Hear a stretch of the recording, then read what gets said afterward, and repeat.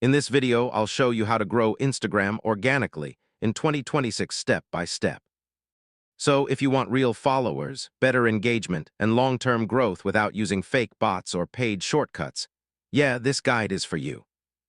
Organic growth basically means gaining followers naturally through content, engagement, and consistency, instead of buying followers or using spam tactics. First, focus on one niche or topic for your account. Pages with clear themes usually grow faster because people instantly understand the content. Your profile should look clean and professional. Use a clear profile picture, a simple username, and a bio that explains exactly what your page offers. Right now, Reels are still one of the best tools for organic reach. Short videos can expose your content to people who don't already follow you. Organic growth takes time, but strong consistency usually wins in the long run. Keep improving your content and learning from your analytics.